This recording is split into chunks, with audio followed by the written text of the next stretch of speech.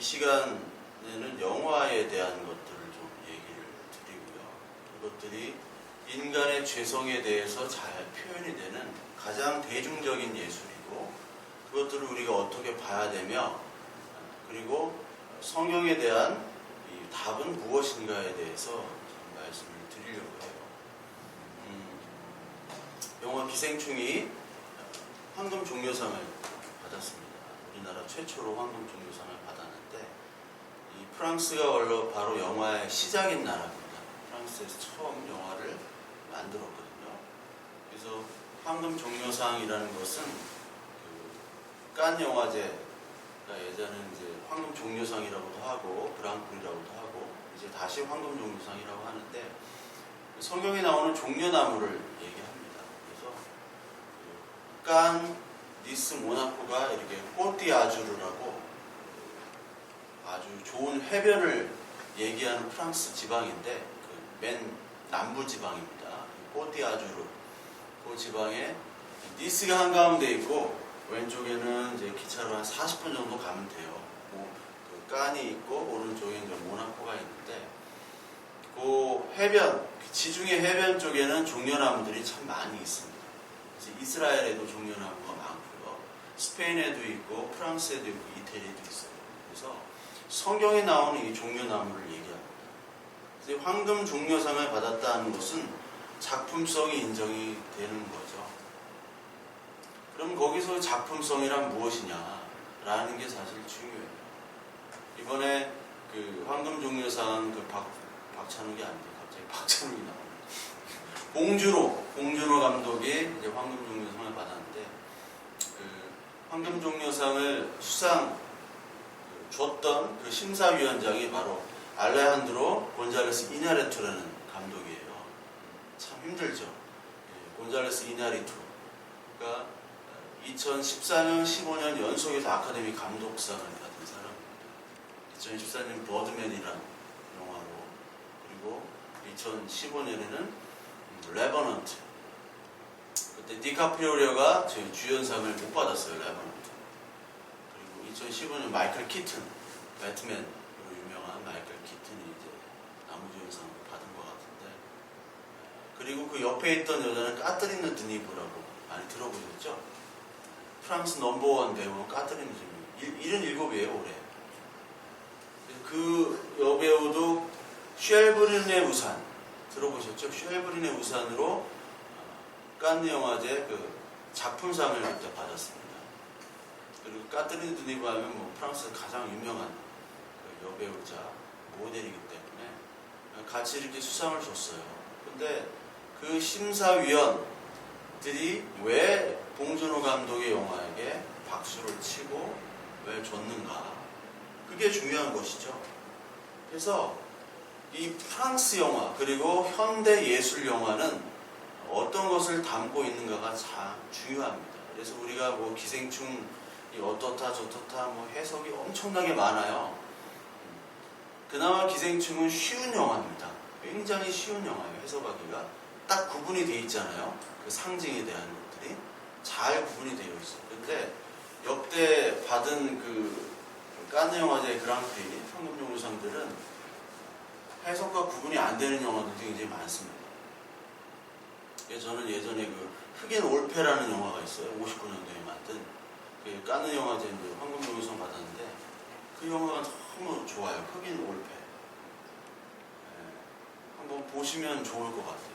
흑인 올페. 아마 사용은 안 할 것 같아요. 예전에 이제 EBS에서도 많이 하고 뭐 주말의 명화, 토요 명화극장 그런 것들 많이 했는데, 그런 프로그램이 다 폐지가 됐잖아요. 없어요. 흑인 올페 정말 좋은 영화. 오리지널 사운드 트랙이 정말 좋아. 그리고 블로우업이라는 영화도 있는데, 이건 미켈란젤로 안토니오라고 되게 유명한 감독입니다.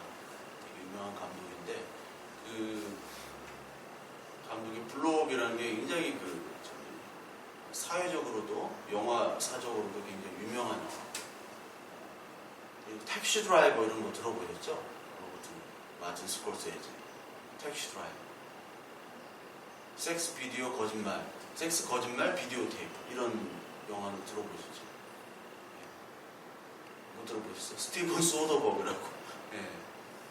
흑인 올페 말고 정복자 펠렛 이런 영화도 있고, 예. 바톤 핑크 이런 거 들어보고. 바톤 핑크. 코엔 형제라고 들어보셨어요? 코엔 형제. 코엔 형제가 가장 대중적으로 알려진 영화는 노인을 위한 나라는 없다. 2008년도에 아카데미 작품상도 받은 영화인데, 노인을 위한 나라는 없다. 이런 영화들을 제가 이제 얘기해드린 영화들을 쭉 보시면, 아, 영화 예술, 현대 영화 예술이 바로 이런 상징을 담고 있고 이런 걸 나타내는구나라고 보실 수 있어요. 지옥의 묵시록 이런 건 들어보셨죠? 펄프 픽션, 퀸틴 타란티노. 그리고 미션은 아시죠? 미션. 86년도. 지금은 아주 대배우가 된 그 액션 배우 누구죠? 리암 니슨. 리암 니슨이 그 미션에서 저희 대사 하나 없이 카누 타고 가다 총 맞아 죽는 총 맞아 죽는 그 선교사로 나와요. 파리 텍사스.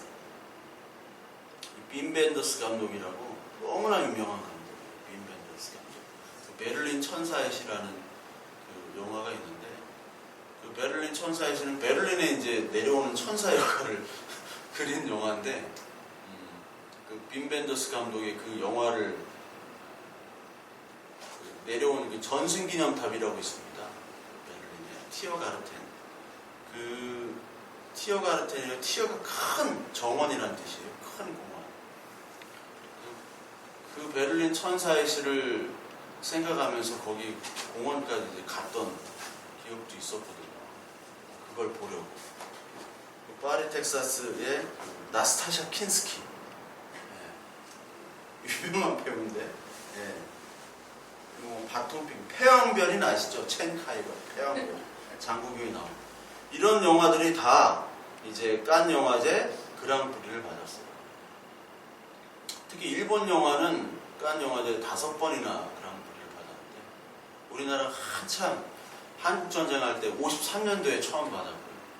80년도에는 그 구로자와 아키라, 가케무샤가 받았고, 이마무라 쇼웨이라는 유명한 일본 감독은 2번이나 칸 영화를 받았어요.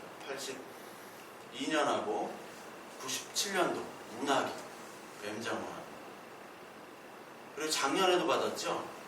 어느 가족이란 고레다 히로가츠 감독. 근데 이 고레다 히로가츠 감독도 그 위에 오지 야스지로라는 그 일본 감독이 유명한 감독이 있습니다. 일본 하면은 구로자와 아키라, 쌍두마차를 이룬 감독인데, 구로자와 아키라는 주로 뭐 7인의 사무라이, 가케무샤, 라쇼몽 이런 그 전투 영화를 많이 했잖아요. 근데 이 오지 야스지로는 가족 영화를 많이 했어요. 60년대, 70년대, 50년대 후반부터 했지만, 그래서 오지 야스지로의 영화가 훨씬 더 퀄리티가 높습니다. 요즘에 나온 영화들보다. 일본은 그런 5번이나 수상했고, 태국 영화도 2010년도에 받았고, 이란 영화도 받았는데 우리나라는 못 받았어요. 칸 영화제 이제 심사위원 대상만 올드보이로 이제 박찬욱이 받긴 했는데, 그건 황금종려상이 아니고, 그때 이제 심사위원장이 쿠엔틴 타란티노였어요. 박찬욱이랑 쿠엔틴 타란티노는 짜깁기를 참 잘해요. 짜깁기와 그 박찬욱 감독이 굉장히 훌륭한 영화 감독이에요. 그러니까 우리가 볼 때 막 영화 비평을 하고 저렇게 못 만드냐 하는데, 영화가 쉽지가 않아요. 만드는 것이. 영화 감독을 우습게 보면 안 됩니다. 영화 감독들은 그 머리에 시나리오와 다 장면, 시나리오는 장면 머리에 다 그려져 있어야 됩니다. 봉준호도 스케치를 잘하더라고요. 그래서 유명한 감독들은 주로 음악 감독이나 CF 감독, 그리고 미술 전공자, 그리고 시나리오 작가들이 많이 합니다. 그것들을 다 갖추고 있어야 돼요. 다 갖추고 있어야 돼요. 그래서 마이클 베이라고 아시잖아요. 유명한 감독. 마이클 베이. 나쁜 녀석들, 진주만, 트랜스포머 시리즈. 예, 다, 더 락. 때려부신 영화의 최고봉. 마이클 베이. 마이클 베이가 원래 CF 감독이었어요. CF 감독이 지존이었고, 데이비드 핀처라고 요 감독이 있는데, 제가 가장 좋아하는 뮤직비디오 중에 하나가 잉글리시맨 인 뉴욕이라는 스팅의 그 노래거든요. 거기 뮤직비디오를 보고 야 어떻게 이렇게 잘 만들었어. 흑백으로 뭐 이렇게 많이 만들어요. 특히 마돈나의 보그 같은 야 이 뮤직비디오는 어떻게 이렇게 잘 만드는지 지금 봐도요 예술이에요. 근데 데이비드 핀처가 감독으로 데뷔를 하죠. 그래서 데이비드 핀처의 그 영화들이 한번 핀처 검색해 보시면 데이비드 핀처 검색해 보면 이 영화가 바로 그 데이비드 핀처 감독이야? 세븐부터 해가지고 에일리언 3는 이제 망했고 너무 이제 예술적으로 하다 보니까 상업성이 떨어졌어요. 그리고 최근에 우리가 가장 잘 아는 수 있는 영화는 벤자민 버튼의 시간은 거꾸로 간다. 그 영화도 데이비드 핀처가 만들었습니다. 파이트 클럽 이런 것도 있는데 되게 좋은 영화들을 많이 만들었어요. 그래서 저도 이렇게 영화를 많이 볼 수 있었던 이유가 어렸을 때부터 영화를 굉장히 좋아했고 그리고 특히 저의 이제 스승이 있습니다. 저희 스승이 누구냐면 정성일이라는 그 영화 평론가가 있어요. 정성일. 정성일이라는 그 영화 평론가가 그 FM 영화음악이라는 걸 했어요. 그 정은임 아나운서가. 그래서 그 FM 영화음악에서 정성일 평론가를 통해서 제가 이제 영화를 많이 접했고 그때 뭐 오손 웰즈, 존 포드, 장 리 고다르, 장 프랑스와 트리포 이런 감독들부터 해서 뭐 제임스 카메론, 스티븐 스필버그까지 그 예전의 그 영화들의 그 속속들이 다 하나님이 아니죠. 그 정성일 씨가 이제 저희 이제 알려주시고 제가 이제 기록을 하고 막 그랬던 적이 있었어요. 제가 군대 가기 전에 그것들을 이제 많이 봤는데 듣고 보고 했는데 군대 갈 때 가장 아쉬웠던 것이 이 FM 영화 음악을 듣지 못한 거였어요. 이제 더 이상 들을 수 없구나. 이게 정말 힘들었던 것 중에 하나였거든요. 정성일 씨를 통해서 제가 영화를 많이 알고 그리고 많은 감독들을 이제 알게 되고 영화에 대한 책과 카메라 그리고 조명 그리고 앵글들에 대해서 이건 이렇게 촬영했구나 라는 것들을 이제 보게 됐습니다. 그래서 이 영화를 통해서 이 인간의 희로애락이 많이 드러나는데요. 이 칸느 영화제를 받은 그랑프리를 받은 기생충 이런 영화에서 우리의 죄악들이 많이 드러나죠. 우리의 죄악들. 근데 이 그랑프리를 받을 수 있는 이유는 이 심사위원들의 마음에 맞아야 됩니다. 그러니까 프랑스 심사위원들, 프랑스라는 것을 알아야 돼요. 칸느 영화라는 것을. 베니스나 아니면 베를린 영화제하고는 조금 다릅니다. 칸 영화제는. 그러니까 칸 영화제에서 그랑프리를 받으려면 이 프랑스의 철학, 현대 철학을 알아야 되고 인간의 모습들, 이 사회 구조에 대해서 많은 연구가 필요해요. 그래서 이번에 봉준호 감독은 사실 칸느 영화제를 노리고 이 기생충을 만든 겁니다. 칸느 영화제를 분명히 노렸어요. 이제 받아야 될 타이밍이고 그리고 아시아권에서 한번 받아야 돼요. 한국에서 한번 받아야 될 타이밍이었어요. 그게 딱 맞아 들어갔죠. 그리고 뭐 그다지 좋은 영화도 없었던 것 같아요. 칸에 가면은 항상 레드카펫이 이렇게 있거든요. 그리고 해변가와 바로 연결된 그 장소가 바로 시상식이에요. 그래서 저도 그 칸에 갔을 때 이 칸 영화제 하는데 어디냐고 계속 물어보니까 저기 있다고 하니까 거기 이제 시상식장에 레드카펫가 깔려져 있더라고요. 여름이었는데. 그 프랑스의 철학과 그 사상들을 알아야지만이 칸느 영화제에서 수상을 할 수가 있어요. 마치 그 스필버그가 그 아카데미 영화상을 받기 위해서 칼라 퍼플이나 태양의 제국이나 그 라이언 일병 구하기를 만들었던 것처럼 봉준호도 이걸 노렸어요. 그렇다면 프랑스인들이 좋아하는 이 영화는 뭘까? 그게 바로 인간의 죄성과 인간의 모습으로 나타납니다. 그러니까 독일의 철학들은, 니체 이전의 철학들은 다 합리주의, 이성주의였어요. 독일 사람들 아시잖아요. 막 톱니바퀴처럼. 독일 축구랑 프랑스 축구 보시면 딱 드러나죠? 독일 축구랑. 독일도 사회주의고 프랑스도 사회주의입니다. 근본 바탕이. 여러분 아시죠? 그거는 다 사회주의예요. 우리 문재인 대통령이 하는 게 사회주의 아니에요. 사회주의. 네. 프랑스와 독일은 사회주의. 근데 다른 점은 뭐냐면 독일은 사회주의면서 경제적 효율성이 뛰어나요. 근데 프랑스는 경제적 효율성이 많이 떨어집니다. 우리나라는 경제적 효율성이 떨어지기 때문에 이 사회주의로 가게 되면 더 많이 효율성이 떨어질 가능성이 높아요. 생산성이, 효율성이 낮기 때문에 다른 나라에 비해서. 그래서 이 프랑스에 나오는 이 철학들이 뭐냐면 현대 철학의 중심입니다. 그래서 사회주의면서 주체주의, 주체 사상하고 달라요. 이거를 실존으로 얘기했어요. 실존.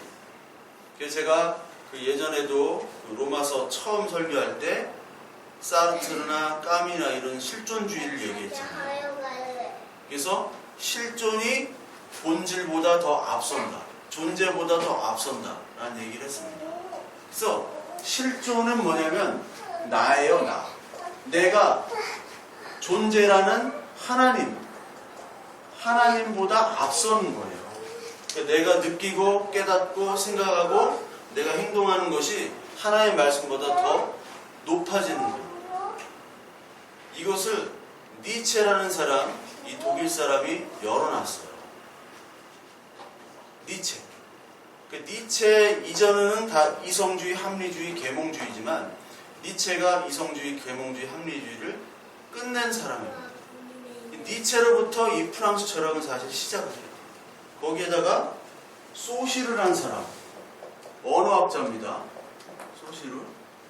우리 교육학에서 아마 배울 거예요. 교육학에서. 안 배우시나요?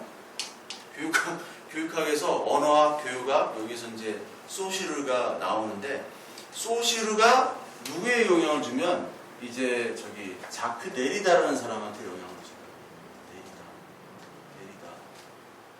그래서 차원이라는 개념도 도입하고, 뭐 여러 가지 도입하는데, 이 데리다가 뭐를 얘기하냐면, 지난번에도 얘기를 했지만, 독자가 중심이 되는 거예요.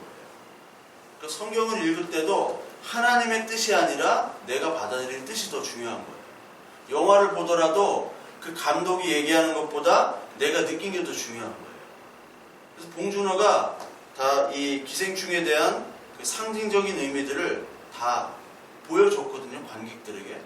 그래서 인터넷이나 뭐 유튜브 보면 뭐 그 해석이 많이 나와 있어요. 다 맞는 해석이에요. 그런데 봉준호는 그게 맞습니까? 라고 얘기하면, 질문을 해보면 봉준호는 그냥 생각한 대로, 느낀 대로 느끼시면 된다. 그게 바로 이 데리다 철학이고 소시르의 언어 철학으로부터 나온 거예요. 뿌리가. 그거를 정확하게 누구에게 얘기하냐면 장리 고다르라는 사람이 정확히 그렇게 얘기했어요. 그거를 봉준호가 그대로 차용을 한 거예요.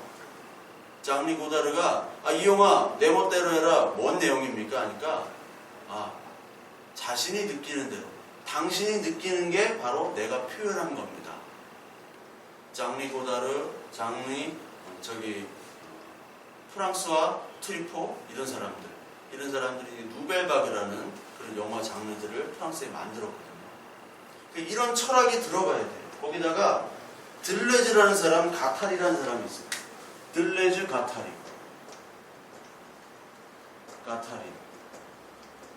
이런 사람들이 조금 힘들지만 좀 이 내용들이 필요해 하니까 좀 잘 들어보세요.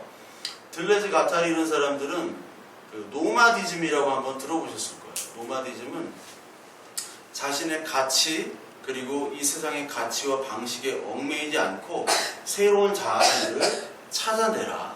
그게 변화해라. 그게 노마디즘이에요. 그래서 이 세상의 경계를 없애는 거예요. 윤리, 도덕적인 경계도 없애버립니다. 그것도 바로 니체 철학에서 나온 거예요. 니체가 초인을 얘기했잖아요. 위버맨시 초인을 얘기했는데 이 초인의 가장 윗단계는 바로 어린아이예요. 우리 주한이같이 어린아이. 주한이같이 어린아이는 법이 적용이 안 돼요. 청소년 특례법 있죠? 범죄를 해도 적용이 안 돼요. 법 위에 있는 존재예요. 네가 지금까지 이성, 도덕적으로 살아온 것 다 이제 무시해라. 네가 살고 싶은 대로 네가 느끼고 네가 원하는 대로 살아가라. 어린아이처럼. 그게 정말 진정으로 인간이 해방되고 자유함을 얻고 그리고 신에서부터 구속이 벗어나 진짜 자유를 찾는 것이다. 그래서 신은 죽었다고 얘기한 게 바로 니체 철학입니다. 그래서 니체 철학을 통해서 들레즈가 자기 가치의 방식과 얽매이지 않는 그 노마디즘을 얘기했는데 이 사람은 1995년도에 자기 살던 아파트에서 뛰어내려서 자살했어요. 그러니까 자기가 원하는 삶으로 산 거예요. 자살로. 그리고 미셸 푸코라는 또 사람이 있습니다. 미셸 푸코는 감시와 처벌, 말의 사물, 그리고 파놉티콘 구조라는 걸 얘기했죠. 파놉티콘 구조. 그러면서 가장 유명한 책이 광기의 역사. 광기. 미친 거 있잖아요. 광기. 이 미친 이 광기가 정상으로 표현을 한 거예요. 정상. 그러니까 정상과 비정상을 같이 본 겁니다. 광기의 역사를 통해서. 그리고 이 시대가 파놉티콘 구조이기 때문에 서로 감시하는 구조. 파놉티콘 구조라는 것은 사실 랜덤이 얘기한 건데 이런 탑에서 둘러싸여져 있는 감옥 같은 우리 인간의 세계는 이제 감옥이고 여기 탑에서 관찰을 하는 거예요. 여기 탑은 굉장히 어둡고 여기 주변에 있는 것들은 다 밝혀져 있기 때문에 어두운 곳에 밝은 곳을 감시를 할 수 있는 거예요. 감시. 그러니까 밝은 곳에 있는 사람은 어두운 곳에 있는 사람을 볼 수 없지만 어두운 곳에 있는 사람은 밝은 곳에 있는 사람을 볼 수 있잖아요. 그래서 감옥의 구조를 원형으로 이렇게 하고 감시탑을 가운데다 세워놓으면은 한 방향에서 360도 다 볼 수 있는. 그리고 이쪽은 밝게 해놓고 여기는 어둡게 해서 저 사람이 없더라도 여기에 감시원이 없더라도 이 사람들은 여기 없는지 있는지 모르기 때문에 항상 감시된 사회, 통제가 될 수 있다는 거예요. 그것에부터 벗어나는 인간의 모습. 지금까지 제가 얘기하는 이 철학들이 되게 어렵지만 이 철학들을 다 알아야 사실 칸 영화제 그랑프리를 받을 수 있는 거예요. 물론 미셸 푸코도 84년도에 에이즈로 죽어요. 다 일탈된 행위를 하는 거예요. 리오타르, 퐁티, 레비스트로, 까미 사르트르는 말할 것도 없이. 알베르 까미의 이방인에서, 누구죠? 메르소라는 청년이 사람을 죽이잖아요. 근데 사람을 죽였는데, 아랍 청년을 죽였는데, 왜 죽였냐 하니까 그냥 눈이 부셔서요. 말이 됩니까? 눈이 부셔서 사람을 죽이는 거예요. 근데 그거를 실존으로 표현하는 거예요. 나 다음이죠. 여러분 이 세상을 보세요. 나 다음의 표현이 지금 현실화되고 있죠? 이 세상의 사건 사고들을 보세요. 하나님을 떠난 인간들의 모습이 지금 나 다음을 얘기할 때 어떻게 돼가고 있는가. 그래서 이런 철학들, 이런 현대 철학을 얘기하면 이 사람들이 처음 얘기한 것 같지만 이 사람들이 처음 얘기한 것이 아니라 니체가 얘기했고요. 그리고 하이데거는 또 후설이 얘기했고 후설 위로는 헤겔을 가야 되고 칸트를 가야 되고 결국은 플라톤까지 가는 거예요. 그거에 반대 의견들 하면서 현대 철학이 이루어졌지만 그 현대 철학의 끝은 사실 어떻게 보면은 위선과 그리고 조작과 그리고 인간의 죄악을 가볍게 덮고 있는 거예요. 영화 기생충을 보면요, 상류층과 하류층이 나눠지죠. 거기에 냄새와 높이로 나눠집니다. 그래서 상류층에 언덕에 있잖아요. 언덕에서 비가 오면은 운치도 있고, 그리고 거기 영화에 보면 텐트가 이렇게 있는데 미제 텐트라 방수야, 괜찮아. 근데 밑에 있는 사람들은 그 계단을 타고 물이 쫙 내려가죠. 그래서 물에 잠겨요. 누구에게는 비가 낭만적인 비인데 누구에게는 생존에 걸려있는 비입니다. 그리고 냄새가 등장해, 냄새. 그 냄새에 따라서 바뀌죠. 사람들이 계급이 나눠지는 거예요. 건축가, 그 남궁현자 그 건축가가 만든 그 집에서 사는 사람들 모습. 하나는 원주민, 하나는 기생충, 하나는 또 다른 기생충이죠. 불법 체류자. 뭐 이렇게 나온대요. 하여튼. 예. 그러니까 냄새로 이 계단으로 멸시와 그리고 충동 살인까지 이루어지는 인간의 모습. 그래서 여기선 하류층과 상류층이 모두 다 죄인으로 표현이 됩니다. 그래서 하류층들은 죄에 대한 의식이 없잖아요. 이런 문서 조작하는 거 나 죄로 안 여긴다고 얘기하죠. 기우라는 그 첫 아들, 큰아들이. 그리고 그 아버지 기택은 내가 자랑스럽다. 그런 네가 자랑스럽다라고 얘기를 해요. 아무런 죄의식이 없어요. 그 죄의식이 없는 상태까지 된 원인을 그 엄마가 얘기하죠. 돈은 다리 메어 갔다고. 주름을 쫙 펴준다. 그래서 우리의 모든 문제들을 보시면 돈의 문제잖아요. 기도 제목, 돈의 기도 제목이 돈 달라고. 제가 천안에 이번 주 다녀왔는데 우리 천안에 갔잖아요. 천안에 그때 가서 고기 꺼먹었죠, 같이. 그분들이 이제 드디어 기공식을 하셨어요. 4,500억 공사를 기공식을 하셨는데 나는 뭐 기공식이 그냥 테이프나 끊고 이렇게 하는 줄 알았는데 막 국회의원분들이 3분이나 오시고 막 성대하게 막 기공식을 하셨어요. 근데 그분들이 돈 때문에 그렇게 힘들어 하셨거든요. 돈을 어떻게 구할 수가 없어서. 돈이 없으면요 사람을 살릴 수도 없어요. 병을 고칠 수도 없어요. 우리의 모든 문제가 다 돈 문제. 돈 때문에 사람이 악해진다는 거예요. 돈이 없기 때문에 악해져요. 돈이 있었다면 이 사람들은 결국 살인까지 가진 않았어요. 돈이 없었기 때문에. 부자들은 굉장히 착하더라고요. 왜? 돈이 많기 때문에. 착해요. 베풀 수가 있어요. 남에게 존경을 받을 수가 있습니다. 그런데 이 부자들의 죄성은 뭐냐? 자기의 돈으로 자기의 인격과 자기의 속에 있는 죄악들을 감추죠. 그러니까 하층민들은 그 돈을 빼앗기 위해서 범죄를 하지만 상류층들은 자기의 고상한 지위와 그리고 자기의 명성을 위해서 돈으로 덮습니다. 자기의 죄악들.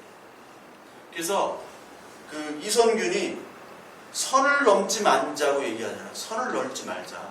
선을. 이제 송강호가 우리는 파트너라고. 근데 이선균이 되게 찌푸리죠. 아니 지가 나랑 어떻게 파트너가 돼? 냄새나는 네가, 저 밑에 사는 네가 어떻게 파트너가 돼? 파트너가 될 수가 없다라는 선을 넘지 말라고 그래요. 선을 넘을 듯 말 듯 하는 송강호가 위태롭습니다. 거기서 이제 스릴러가 되는 거예요. 선을 넘고 안 넘고 그 사이. 선을 안 넘게 잘 지킨 여자가 거기 이정은 씨가 연기했던 문광이라는 원래 그 가정부. 그 여자는 딱 잘 지켜. 이 상류층들이 원하고 안 원하는 것들을 알고 싫어하는 것들을 딱 맞춰서 거기에 선을 딱 지키는 여자. 근데 이 하류층들은 그거를 지키지를 못해요.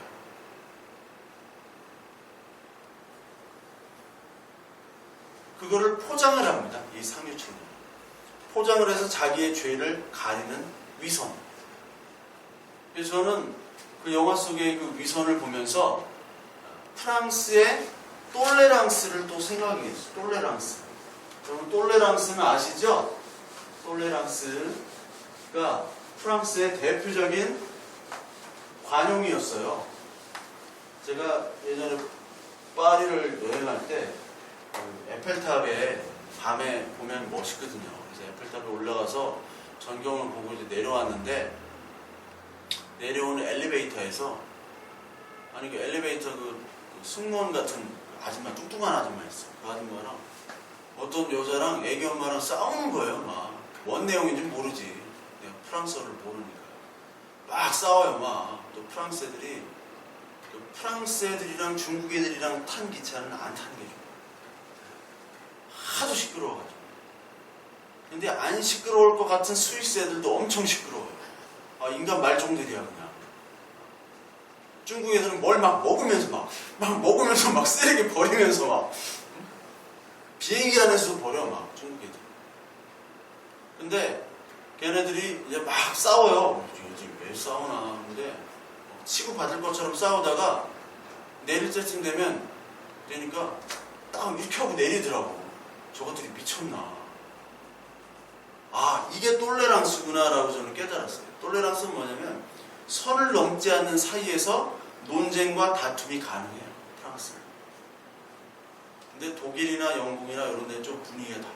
그래서 말을 잘하는 사람, 저나 뭐 여러분들 동양인이나 할지라도 흑인이라 할지라도 프랑스에서는 말을 잘하면요 리더가 될 수 있습니다. 프랑스를 지나다 보면 남자 흑인, 여자 백인 커플들이 많아요. 근데 영국이나 독일이나 가면은 좀 그런 커플들이 굉장히 드뭅니다. 드물어요. 왜? 딱 보면 아, 저 흑인이 참 말빨이 좋은 놈이구나 라고 딱 보시면 돼요. 네. 프랑스는 그게 있어요. 똘레랑스. 근데 관용으로 많은 이슬람 난민들을 받아들였습니다. 아프리카 사람들.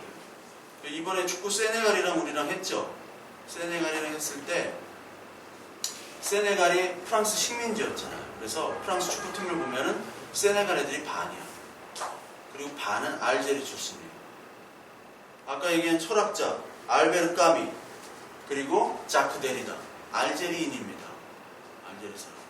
지네딘 지단 머리 까진 애 있잖아요. 지네딘 지단 프랑스 축구 최고 유명한 지금 감독이지만 그 지네딘 지단도 알제리 출신이에요. 알제리 이민자예요. 그리고 뭐 조르카이프 이런 애들도 알제리고 프랭크 리베리 이런 축구 선수는 이슬람입니다. 걔도 알제리 출신이에요. 그러니까 알제리랑 세네갈이랑 아프리카랑 띄울래야 띄울 수가 없어요.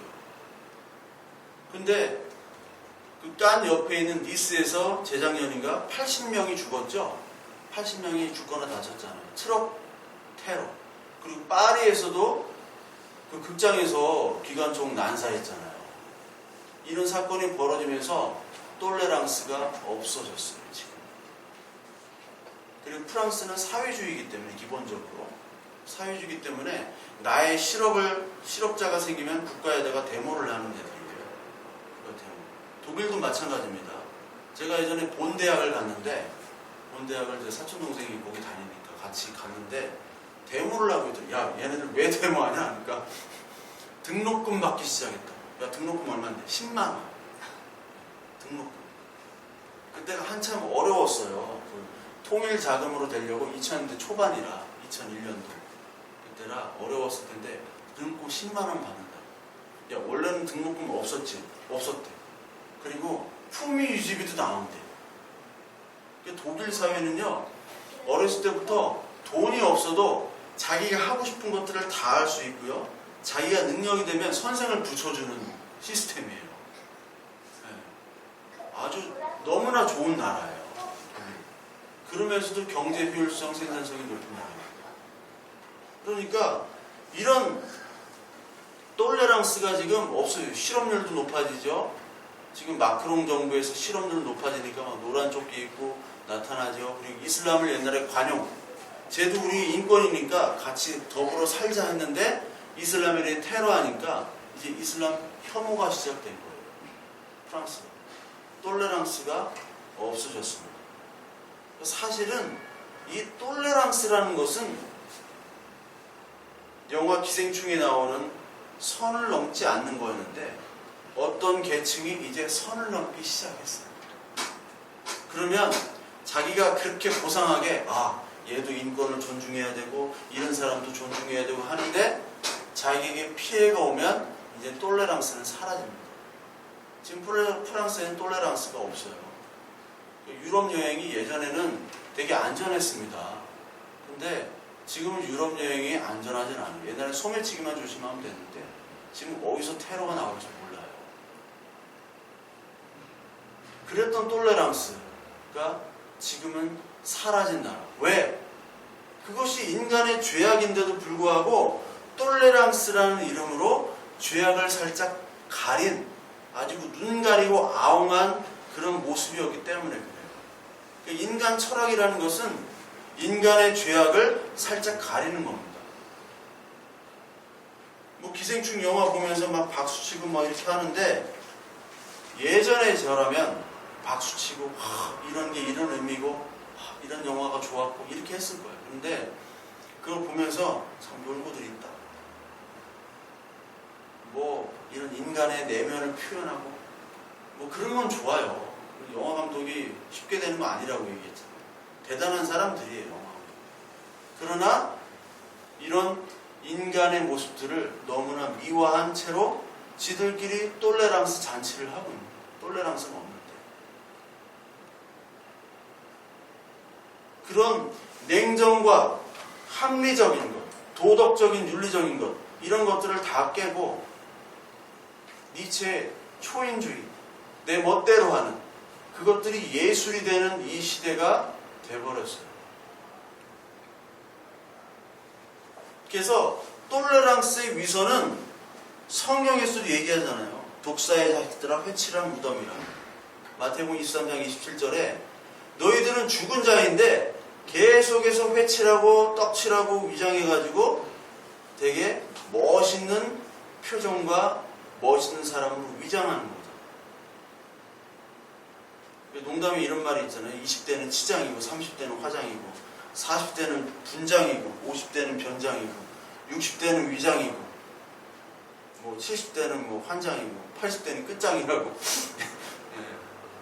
이게 20대부터 20대는 치장이고 막 화장이고 그렇잖아요. 젊었을 때. 근데 늙으면 이제 끝장 나는 거예요. 이게. 예? 죽은 시체에다가 막 바르는 거예요. 죽은 시체에다가. 서양은 죽은 시체에다가 옷도 입혀놓고 막 이렇게 바르고 하잖아요. 바르면 뭐하냐고 죽은 놈인데. 인간의 철학들 좋은 얘기들 많이 하죠. 인문학이다 뭐 얘기하잖아요. 근데 그런 것들은 다 죽은 시체에다 대고 생명을 불어넣는다는 쇼를 하는 거예요. 그거밖에 없어요. 그거밖에. 사람도 마찬가지입니다. 사람도.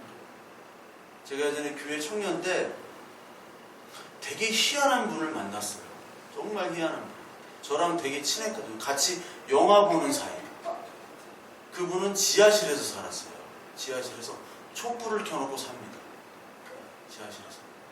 근데 처음 교회로 왔는데 이분이 나는 어디 노동하시는 분인 줄 알았어요.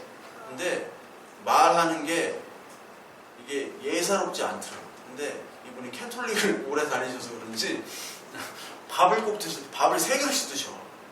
밥을 3그릇씩 드시는데 찬미 예수 하고 이렇게 드세요. 너무 웃겨가지고 제가 이제 말을 시켜줘. 아유 어떻게 되시냐고 하는데 이분이 알고 보니까 S대 수학과를 나오셨어요. 근데 그걸 졸업하고 미국 UC 버클리에 언어학을 또 전공하셨어요. 그거를 끝내고 북경대에서 중국어를 전공하셨어요. 그래서 이분이 입소문이 나가지고 영어, 수학, 과외를 하세요. 근데 이분 그 지하실에 가면 비디오 테이프가 쫙 있어요. 내가 그렇게 좋아하는 다 명작들, 명작들 막 코엔 형제부터 해가지고, 그리고 알프레드 히치코크 해가지고 제가 그분이랑 많이 봤어요. 영화를 굉장히 많이 봤는데 이분이 되게 저한테도, 그리고 고등학생한테, 중학생한테도 되게 그 존댓말을 써요. 아주 좋은 친구. 중국어도 잘해, 영어도 잘해, 수학도 잘해. 와, 저도 이제 뭐 이런 영화에 대해서 얘기하고 하면 안 딸리거든요. 근데 이분 아는 게 정말 많더라고요. 와. 그래서 그분이랑 항상, 그분 지하실에 항상 내려가서 커피 마시면서 영화 보는 거예요. 그게 청년 때 되게 큰 낙이었는데, 그분이 부모님을 얘기할 때는 확 사람이 돌아요. 아, 이게 인간의 죄성이구나. 인간의 죄성이구나. 근데 알고 보니까 그 부모님이 우리나라 핵물리학 1세대예요. 또 1세대 박사님. 뭐 대단한 집안이야, 그 집안은. 근데 그 형제님이 음주운전하다가 핸들을 놨대요. 죽으려고. 아, 이렇게 고상한 분이 죽으려고 했구나. 그리고 부모 얘기를 하면서 그런 인간들은 하나님이 데려가셔야 된다, 죽여야 된다고 막 그렇게 얘기를 해요. 입에 거푸는 분이었죠. 그러니까 인간 속에 있는 내재된 죄성, 그 악들이 이제 나오는 거예요. 분노들이. 저는 그때 이렇게 공부도 많이 하시고 칭찬도 받고 이런 분이 이런 죄성을 드러내는구나. 부인도 있고 아들도 있어요. 부인도 있고 아들도 있는데 집 나와서 그렇게 살고 있어요. 집 나와서 그렇게 그 집 꼴을 내가면서 살아요. 교회 와가지고 막 밥을 3그릇이나 드시고, 처음에는 막 사람들이 저 양반 뭐야 그랬는데, 거기 제가 다니던 교회에 또 이렇게 S대 출신 분들이 좀 계셨거든요. 주방에서 일하는 분들도 있었고. 근데 그분이 S대 출신이니까 동문회 결성됐어. 동문회가 바로 결성됐어. S대가 참 그런 건 좀 있나 봐요. 그것도 또 하나의 죄성이죠. 자기들끼리 뭉치는. 인간은 다 그런 죄성이에요. 그런데 그 죄성을 가장 멋있게 포장하는 게 철학이고, 그거를 화면으로 처리하는 게 바로 영화예요. 그래서 영화라는 건 가장 대중적인 예술이잖아요. 뮤지컬은 비싸서 못 가죠? 영국도 비싸서 잘 못 가잖아요. 영화를 보는데 그 영화를 통해서 죄를 미화시키는, 그것이 바로 현대 영화와 현대 예술이에요. 죽은 인간을 자꾸 살았다고 표현을 하는 거예요. 영화라는 예술이. 그게 현대 예술이고 현대의 모습입니다. 그래서 제가 외국의 감독들을 얘기하면 여러분들이 잘 못 알아들으실 텐데, 그래서 한국의 몇 감독들의 그 영화와 그 표현들에 나타나는 죄악들, 그리고 이 죄악들이 예술화되는 것들에 대해서 좀 말씀을 드리려고 해요. 여러분, 1917년도에 미술사적으로 굉장히 의미 있는 사건이 있는데, 마르셀 듀샹이라는 사람을 들어보셨죠? 마르셀 듀샹이 이 소변기를 떼어가지고 작품을 만들었어요. 그게 제목이 뭐죠? 샘, 파운틴, 분수, 샘. 샘이라는 거를 한국말로 샘인데 파운틴이에요. 분수. 예전에는 예술을 어떻게 생각했어요? 우리가 뭐 조각이라면 돌을 깎아가지고 뭐를 만들고 그림을 그리고 자기가 했죠. 근데 1917년에 마르셀 듀샹은 예술을 내가 안 해도 되고 먼저 의미부터 부여하고 물건을 떼와서 예술을 만드는 거예요. 그러니까 전에는 내가 그림을 그린 다음에 의미를 부여한 거잖아요. 영화도 마찬가지예요. 영화를 만든 다음에 의미를 부여해야 되잖아요. 그런데 이 샘은 그냥 떼어와.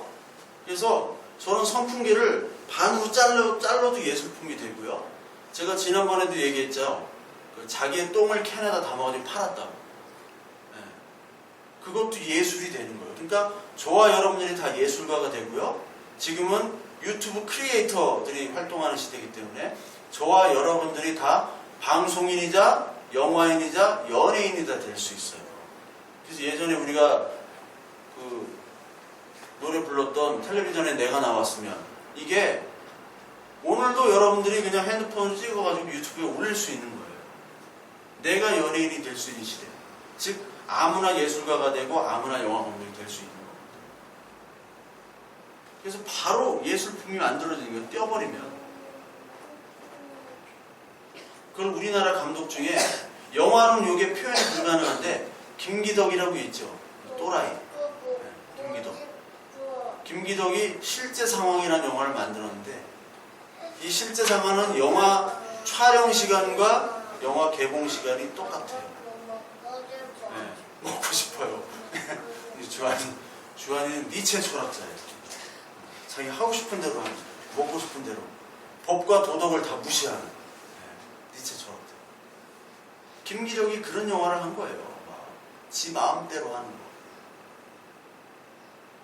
그 다음부터 박찬욱이 올드보이에서는 근친상간이 나옵니다. 그게 미화가 돼가지고 이제 심사위원 대상을 받는 거예요. 그런 도덕적인 것들이 다 깨집니다. 특히 여러분 홍상수, 김기덕 이런 알죠? 홍상수 영화 보신 적 있으시죠? 홍상수.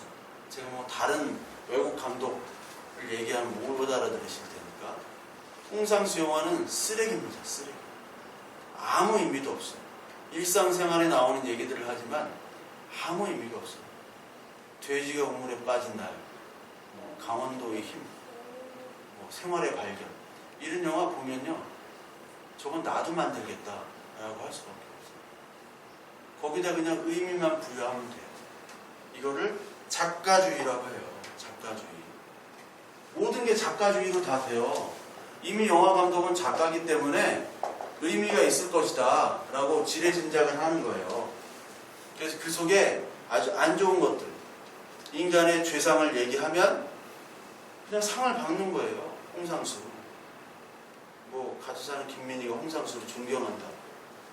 김민희는 아예 백침이야. 이 영화를 홍상수는 아무 생각 없이 만드는 거예요. 근데 계속 만들어. 똑같은 얘기를 계속 만들어. 왜? 할 일이 없으니까. 돈은 많으니까. 홍상수 어머니가 우리나라 연예 문화예술계의 데모예요. 돈 많은 사람이에요, 홍상수.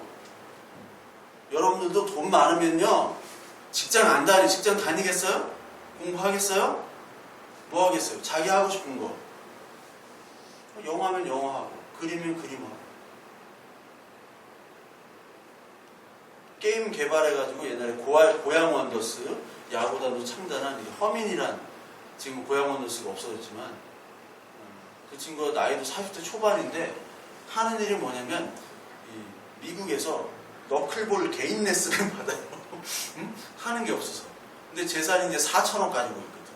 4천. 그래서 김성근 감독이 맡을 때도 이제 외제차도 주고 그 외인 구단, 독립구단에 외국인을 3명이나 데리고 왔어요. 투수를.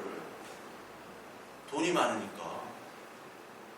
자기 할 일은 뭐냐면 그냥 미국 다니면서 너클볼, 독립리그 야구선수 하고 싶어가지고 너클볼을 구속은 안 나오니까 너클볼을 개인 레슨을 받는 거예요. 오늘 1시간 가르쳐주면 500만원 줄게. 참 멋진 삶이죠. 너무나 멋지잖아요. 홍상수. 영화가 쓰레기예요. 아무 의미가 없어요. 그런데 보는 사람이 어떤 유명한 사람이 프랑스의 까이드 시네마 이런 잡지의 편집장, 또 프랑스의 까이드 시네마 편집장은 세계 최고의 권위를 가진 영화평론가예요. 그 사람이 홍상수에게 별 5개를 줬다. 장수 돌침대처럼 별 5개를 주면 너도 나도 그냥 별 5개를 주는 거예요. 이번에 나오는 뭐죠? 봉준호 감독의 지금 기생충 기생충 어떤 사람은 재미없어. 뭐야 무슨 내용이야 도대체. 주한이 아빠도 그랬잖아요. 무슨 내용이야. 아무 내용 없어요. 뭐 그게 뭐야 도대체. 끝이 뭔데 뭐 아무런 허무잖아요. 허무. 그게 맞는 반응이에요. 그런데 어떤 사람은 영화를 몰라서 그래. 이런 구도가 있고 걸작이야 수작이야. 이렇게 얘기하면 나만 병신되는 거야. 한 99명이 막 좋은 영화라고 하고 막 하는데 나는 재미없어. 그럼 나만 병신되는 거예요. 홍상수 영화 보고 쓰레기다 하면 나만 병신되는 거야. 쓰레기요. 김기덕은 그래도 좀 미술도 하고요. 나름대로 종교적인 의미를 부여해요. 물론 쓰레기지만. 성과 폭력을 너무 많이 이렇게 해서 그렇지만 나름대로의 의미가 있어요. 나름대로. 예술영화 감독으로는 김기덕은 뛰어난 예술미, 영상미가 있어요. 분명해요. 근데 성폭행을 하도 많이 해서 그렇지. 근데 홍상수는 영화 자체에 대한 능력이 제로인 사람. 근데 어떻게 상을 받았어? 어떻게 하다가 대박난 경우 있죠? 그런 경우예요. 그런 경우. 돈은 많으니까 계속 만들어. 무의미한. 그거를 미화시키는 거예요, 미화. 이게 작가주의가 여기서도 시작됐어요. 그냥 뛰어다가 미술이라고 하니까 다 극찬을 하는 거예요. 이런 게 있었네. 그러면 저게 뭐야 라고 하는 사람은 다 바보가 되는 거예요. 이게 현대 예술, 현대 철학, 현대 영화, 현대 포스트 모더니즘 사상이에요. 그러니까 지금 배너 같은 영화, 배너는 권선징악이 분명하잖아요. 유다 배너가 나중에 자기의 친구인 메살라와 전차 경주를 하면서 악인인 메살라가 죽는 거잖아요. 그러면서 나중에 예수 그리스도가 나오고.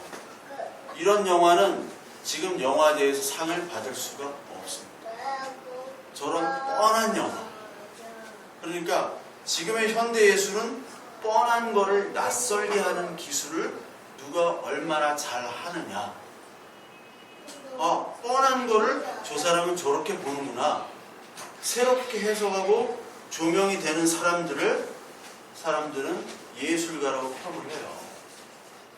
그게 자기 암시고 거기 금기, 광기, 선악이 왔다 갔다 하는 그런 것들을 멋있게 의미 있게 표현하면 그게 예술이 됩니다. 이게 아방가르드적 위선입니다. 인간은 자유, 진보, 해방이란 키워드로 인간이 왕이 되는 거예요. 그걸 얘기했던 들레즈라는 사람 자살했잖아요. 경계를 없애고 정상과 보편을 교란시키는 이런 사람들.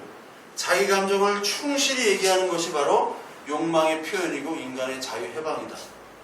그거를 살인과 섹스와 광기, 폭력도 미화시키는, 거기다가 종교적인 의미를 담고 이런 것들을 다 표현을 해야지 현대 예술이고 좋은 영화다라고 얘기를 해요.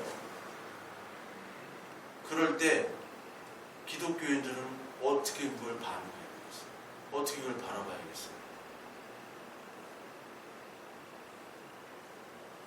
윤리적인, 도덕적인 잣대를 얘기하면 예술의 무지가 돼버리고 표현의 자유를 억압한다고 얘기하는 이때 그리스도인이 어떻게 얘기를 할 수밖에 없겠어요? 바보가 되는 거죠, 바보. 그러니까 이 시대는 페미니즘과 동성애, 성해방이라는 얘기로 인간을 진보시키는 존재, 사회 고발하고, 그리고 기계적인 세계관, 지성과 합리를 다 거부하는 이런 디오니소스적인 이런 사회 고발 영화들, 정상과 비정상을 구분시키지 않는 이 시대, 이 모습 속에서 우리는 하나님의 말씀을 전하고 하나님의 본질을 얘기해야 되면 특히 예술적으로는 바보가 될 수밖에 없어요. 그래서 기독교인이면서 예술을 하는 사람들이 가장 어렵습니다. 지지난주에도 기독교 영화제 심사위원 해가지고 갔는데 기독교 내에서도 기독교가 뭔지를 잘 몰라요. 기독교를 표현해야 되는 영화를 만들어야 되는데 세상 영화를 만들고 있다. 그냥 전도하고 찬양하면 기독교입니까? 아니잖아요. 이 세상 영화나 기독교인이 만드는 그런 예술이나 똑같아요. 지금은 똑같아요. 예수 천국 불신 지옥 하면 기독교가 아니란 말이에요. 근데 아직도 그 수준에서 예술을 만들고 그리고 미술을 하고 영화를 하고 그리고 문화선교를 한다고 그래요. 문화선교. 하나님 말씀을 모르는 거예요. 그러면 그럴수록 이 예수라는 사람은 더욱더 하나님의 절대 진리를 이야기를 해요. 이것이 얼마나 쓰레기인지를 깨달아야 돼요. 사실 바울이 바로 이 작가주의였어요. 작가주의.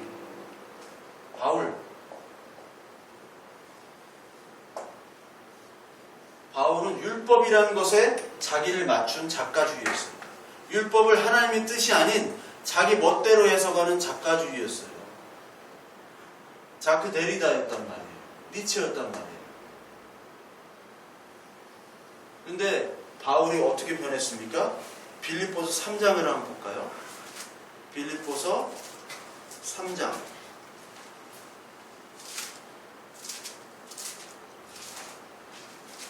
내가 지금까지 생각했던 것들은 다 쓰레기라고 얘기하잖아요.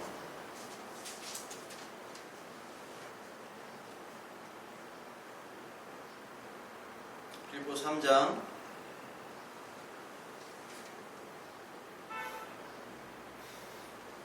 5절부터 우리 보겠습니다. 나는 8일 만에 할례를 받고 이스라엘 족속이요 베냐민 지파요 히브리인 중에 히브리인이요 율법으로는 바리새인이요 열심으로는 교회를 박해하고 율법의 의로는 흠이 없는 자라.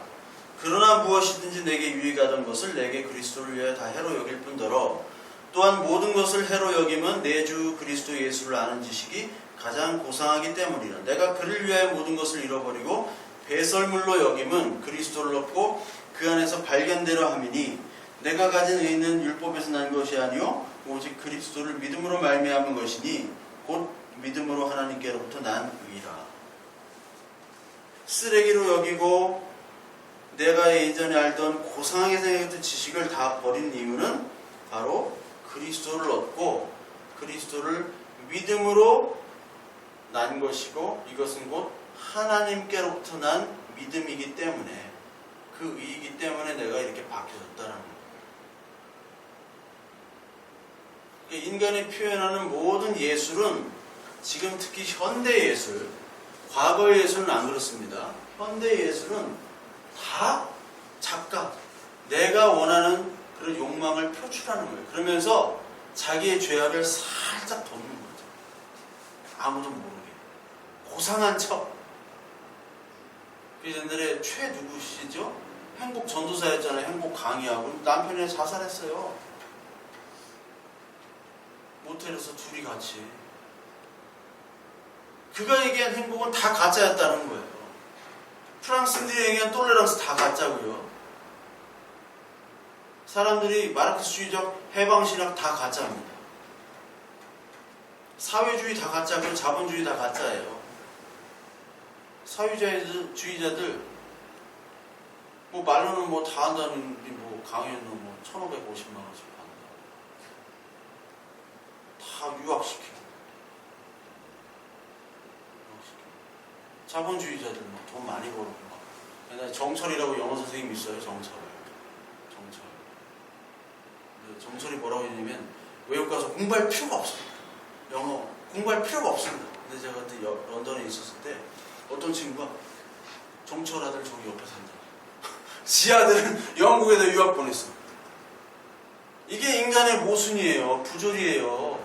죄악이란 말이에요. 이 죄악을 고상한 용어로 아주 고상한 예술과 언어와 학식과 내가 아까 얘기했던 그 학식이 많은 그 형님 이름이 한기철인데 기철이 형님 저보다 11살이 많아요.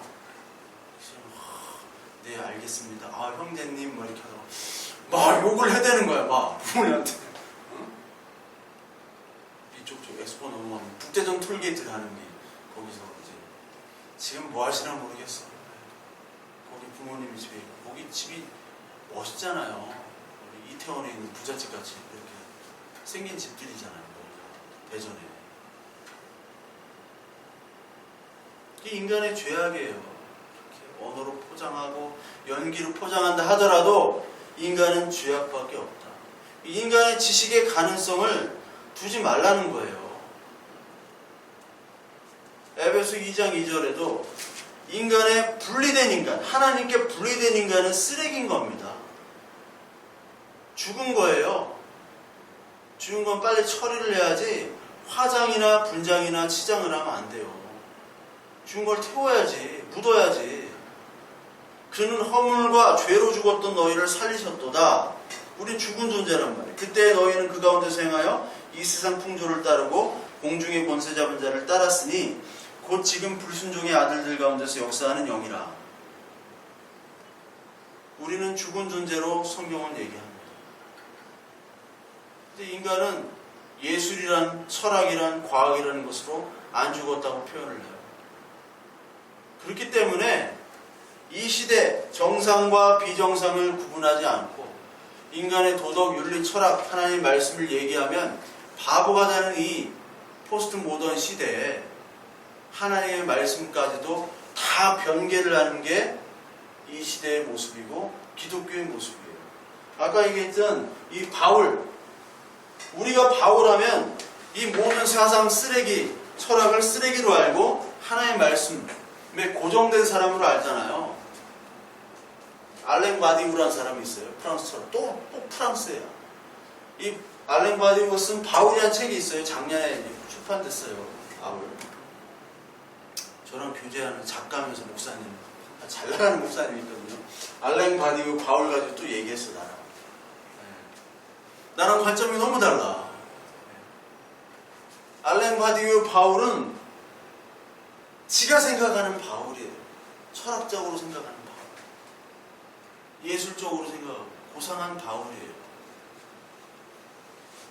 그분들에게는 하나님도 똑같이 하나님이고요. 용어도 바울이고 은혜고 다 똑같이 써요. 근데 개념이 달라요. 그거를요 표현해내면 그걸 기독교 영화로 생각하는 사람들이 너무나 많고, 그러니까 저도 뭘 어떻게 해야 될지 모르겠어요. 무슨 말을 해야 될지 모르겠어요. 기독교 영화를 가지고. 기독교 영화가 아닌데 기독교 영화야. 다 하나님을 얘기하고 주여 얘기하지만 기독교 영화가 아니야. 내가 볼 때는 다 빵점을 주고 싶은데 골라야 되니까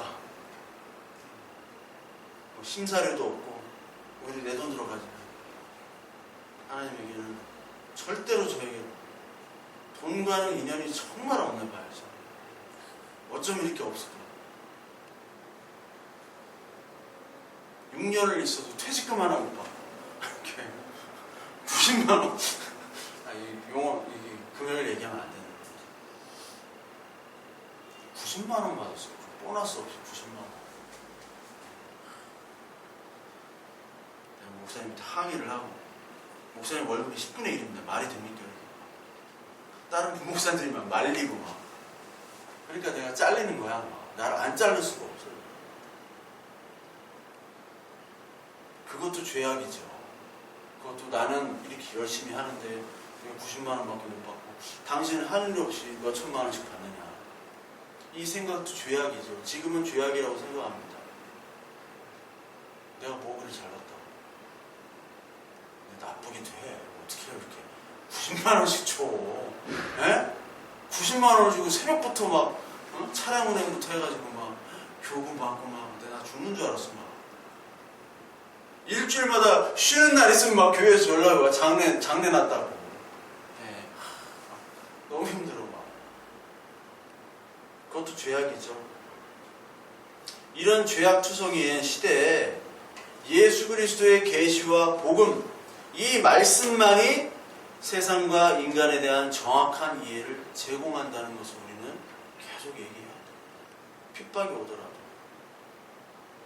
그리고 예수 그리스도만이 유일한 세계관이고 우리의 삶과 문화를 바르게 나갈 수 있는 유일한 지침임을 우리가 얘기를 해줘야 돼요. 아무도 얘기하지 않습니다. 교회에서도 얘기하지 않아요. 뭐 어떤 교회에서 뭐 영화 가지고 이런 얘기 하겠어요. 영화를 가지고도 얘기해야 되고요. 그 마지막 종착점은 예수 그리스도여야 돼요. 하나님의 말씀이어야 돼요. 그럴듯한 철학과 뭐 고상한 언어, 뭐 예술, 이게 다 결론 없는 허무고 절망이다라고 얘기해야 돼요. 여러분 기생충 뭐 다 박수 쳤다고 왜 박수 치는지 몰라요. 영화 사적으로 보고 영화 측면에서 보면 당연히 박수 받아야 될 만한 작품입니다. 잘 만들었어요. 그 색감이며 또 연기는 한국 연기자가 세계에서 최고 잘하잖아요. 한국은 제작비가 없으면 연기를 때울 수 있는 연기자들이 많아요. 제임스 카메론이 그 배한테 빠뜨렸잖아요. 엄청 많이 돈이 들었잖아요. 그 타이타닉 빠뜨리는데 신명래 감독이 그랬잖아요. 내가 그 제작비 주면 10대 빠뜨릴 수 있다고. 네. 맞아요. 우리나라 감독들 훌륭하고 그 조명, 그 카메라 앵글, 색감, 그 높낮이, 계단 왔다 갔다 하면서 위로 올라갔다 갔다 해서 내려가는 그 의미들 정말 봉준호 감독이 잘했어요. 너무너무 훌륭하게 잘했어요. 워낙 뛰어난 감독이기 때문에. 근데 결론은 뭐예요? 네? 결론은 뭐예요? 마지막에 기우가 송강호가 안으로 들어가죠 이제. 그 집 안으로 들어가잖아요. 기우가 내가 돈을 많이 벌어서 아빠 구해줄게요. 계단만 올라오시면 돼요. 그 집 살게요. 근데 그 집 사긴 뭘 사? 아직도 그 지하방이 있는데 뭘 해서 사겠어요?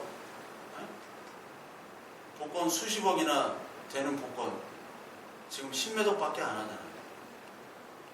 연속 10번 당첨돼야지 그 집을 살 수 있지. 불가능하다는 거예요. 즉 계속해서 지하방에 살아야 되고, 지하방에 사는 사람은 송강호는 거기서 기생충처럼 왔다 갔다 냉장고 위험을 무릅쓰고 냉장고를 털어야 돼. 송강호는 그게 뭐 인간의 절망과 허물을 그대로 상징하고 아무런 소망도 없어요. 결론도 없어. 모든 영화가 그렇잖아요. 중간까지 재밌어. 결론 전까지 재밌어. 끝나고 나면 뭐야? 아무것도 아닌 거야. 뭔 얘기한 거야? 근데 박수를 치고 있어. 지금 막 기생충 막 놀이를 하고 있어, 사람들이. 보름만 지나봐요. 기생충이라는 단어도 안 나오죠. 인간의 모든 사상과 철학과 유행은 한 번에 사라져요. 근데 성경 말씀은 영원하단 말이에요. 푸른 말이고 꽃은 시드나 주의 말씀은 영원하다. 이 주의 말씀 가지고만 사는 겁니다. 따라서 저와 여러분들은 이 세상의 관점들, 영화와 예술과 그리고 이 세상의 모든 흐름들을 이 성경적으로 볼 수 있는 실력이 있어야 돼요. 특히 목회자에게 있어야 됩니다. 여러분들 기도해 주셔야 돼요. 목회자들이 이런 성경 말씀을 통해서 말씀도 전하지만 이 세상의 죄악을 포장하는 것들을 가지고 그거를 말씀으로 정확히 찝어낼 수 있는 그런 목사님들이 많이 생겨나도록, 그리고 여러분들도 이 성경 말씀을 통해서 뿐만 아니라 여러 예술들이 가지고 있는 허구들을 여러분들 보셔야 돼요. 제가 아까 소개해드린 영화들, 이런 영화들도 좀 보시면서 비판을 할 수 있어야 돼요. 영화가 아무것도 아닌데 막 우리나라는 친구 따라 강남 가는 문화 아니에요. 누가 좋다고 하면 다 가고 아무도 모르는 척. 인터넷에 보면 참 가관이야. 아무것도 모르면서 그냥 막 좋다고 얘기하는 거예요. 여러분들과 제가 그런 것들을 구분하면서 오직 우리의 가치관과 이 세계의 모든 우주 만물은 예수 그리스도 이 하나님의 말씀으로 설명된다는 것을 오늘도 명심하시고, 그런 문화 속에서 저와 여러분들이 하루하루 감사와 기쁨으로 사시는 우리 아둘람교회 식구들 됐으면 합니다.